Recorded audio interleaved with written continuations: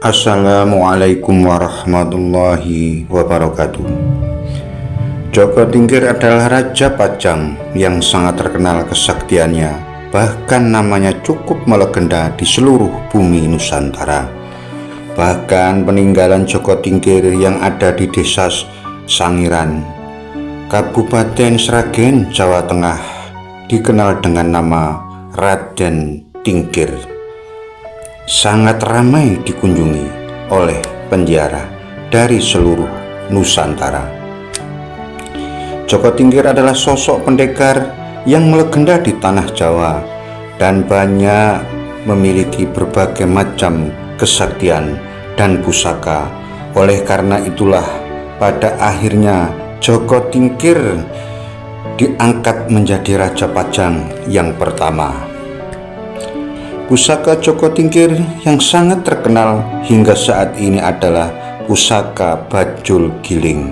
Pusaka Bajul Giling didapatkan oleh Joko Tingkir dari gurunya, guru Joko Tingkir bernama Ki Buyut Banyu Biru atau Ki Kebo Kanigoro. Ki Kebo Kanigoro adalah tokoh sakti mandraguna pada zamannya dan sulit dicarikan tandingannya pada kala itu. Konon katanya pusaka Kiai Bajul Giling dibuat oleh Ki Buyut Banyu Biru dari biji besi murni yang diambil dari dalam gumpalan magma lahar Gunung Merapi dan kulit buaya yang mati karena umur buaya tersebut sudah terlalu tua atau mati ngurak. Dengan kekuatan gaibnya baja murni itulah Ki Buyut Banyu Biru dibuat menjadi pusaka. Berdasarkan babat Jawi dan babat pengging, kekuatan gaib yang dimiliki oleh pusaka Kiai Bajul Giling adalah siapa saja yang menggunakan atau memakai pusaka tersebut maka akan kebal terhadap senjata tajam apapun, dan semua binatang ganas seperti buaya atau ular akan tunduk patuh kepada orang yang memakai sabuk pusaka Kiai Bajul Giling. Tuah kesaktian pusaka Bajul Giling tersebut berasal dari kekuatan alami yang dimiliki oleh inti biji besi murni itu sendiri, dan ditambah oleh adanya kekuatan rajah gaib yang diguratkan oleh Ki Buyut Banyu Biru di seputar timang kulit buaya tersebut. Kekuatan dan keampuhan ikat pinggang atau sabuk pusaka Bajul Giling sudah berkali-kali dibuktikan oleh Joko Tingkir. Sebelum berguru ke Ki Banyu Biru, Joko Tingkir atau Mas Karepet berguru pula pada Kanjeng Sunan Kalijogo dan Ki Ageng Selo. Setelah berguru kepada mereka berdua, maka Joko Tingkir disuruh mengabdi ke Keraton Demak Bintoro. Di Demak Bintoro, Joko Tingkir menjadi pengawal pribadi dengan ilmu yang Joko Tingkir dan kecerdikannya. Maka tak lama kemudian Joko Tingkir diangkat menjadi kepala prajurit Demak dan berpangkat Wiratama. Selang beberapa waktu kemudian Joko Tingkir ditugaskan menjadi penerima prajurit baru. Ketika itu ada seorang pelamar yang sangat sombong dan angkuh, seolah-olah dialah yang paling sakti. Bahkan orang tersebut sempat pamer ilmu kebal, dan orang tersebut tidak mau diseleksi seperti yang lain, dan pelamar tersebut malah langsung menantang dan ingin menjajal Joko Tingkir. Dan orang yang sombong tersebut bernama Dadung Awu. Karena merasa diremehkan, maka Joko Tingkir emosi. Karena tidak bisa menahan emosinya, sehingga Joko Tingkir menusuk Dadung Awu dengan cundrik atau keris kecil yang biasanya digunakan oleh orang zaman dulu dan dijadikan tusuk onde. Dan tusuk onde tersebut ditusukkan oleh Joko Tingkir tersebut membuat Dadung Awuk luka fatal, dan cundrik tersebut menembus dada Dadung Awuk, dan akhirnya Joko Tingkir dipecat dan diusir dari Demak. Usut punya usut, ternyata Dadung Awuk masih kerabat Kesultanan Demak. Setelah diusir dari Demak, maka Joko Tingkir pulang ke kampung halamannya, dan di desa Tingkir sewaktu Joko Tingkir berziarah ke makam ayahnya yaitu Kebo Kenongo, Joko Tingkir bertemu dengan dua orang pertapa yaitu Ki Ageng Putuh dan Ki Ageng Ngerang. Mereka berdua memberi semangat kepada Joko Tingkir agar Joko Tingkir tidak putus asa.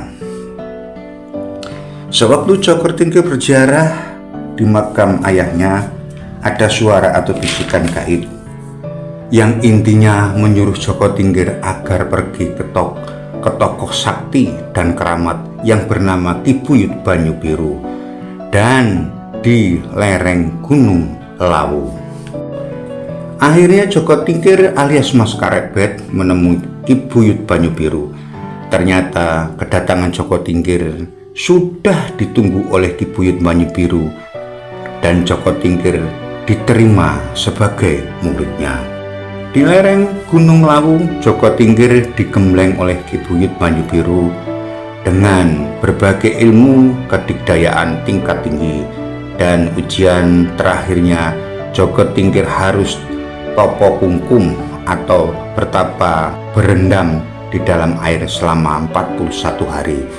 Setelah semua pelajaran dianggap selesai, maka Joko Tingkir diperintahkan kembali ke Demak dengan dibekali sebuah pusaka sakti yaitu sabuk atau ikat pinggang yang bernama Pusaka Kiai Bajul Giling. Dalam perjalanan menuju Demak, Joko Tingkir harus menyeberang sungai atau Kedung Srengenge. Sedang Joko Tingkir menyeberang kedung tersebut hanya menggunakan getek atau perahu yang dibuat dari bambu, dijajar kemudian diikat. Sedangkan di kedung tersebut adalah kedung atau sungai yang dihuni oleh buaya, dan buayanya besar-besar sekali.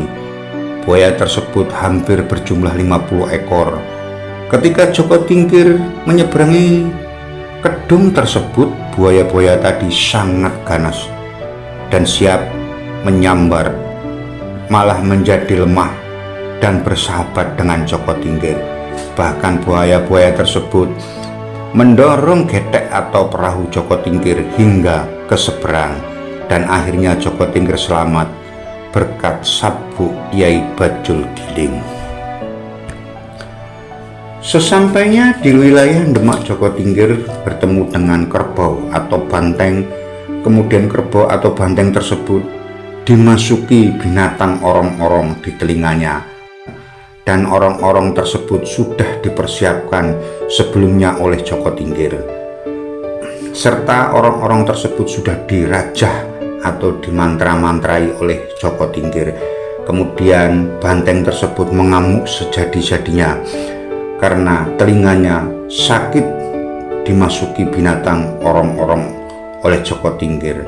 Banteng tersebut menubruk siapa saja yang ada di depannya, tak satupun orang yang dapat mengendalikannya, karena banteng tersebut juga kebal terhadap senjata tajam karena sudah dimasuki oleh binatang orong-orong yang diberi mantra oleh Joko Tingkir.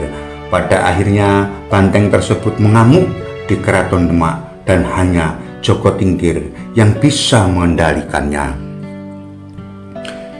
Dengan adanya banteng yang mengamuk di Keraton Demak, tiba-tiba Joko Tingkir muncul, dan Joko Tingkir berkelahi atau bertarung dengan banteng tersebut. Akhirnya Joko Tingkir mengeluarkan ilmu andalannya yaitu totok rok-rok asem sejenis brojo musti, dengan satu pukulan telak di kepala banteng yang mengamuk tersebut, maka kepala banteng tersebut remuk dan banteng tersebut tewas seketika itu juga.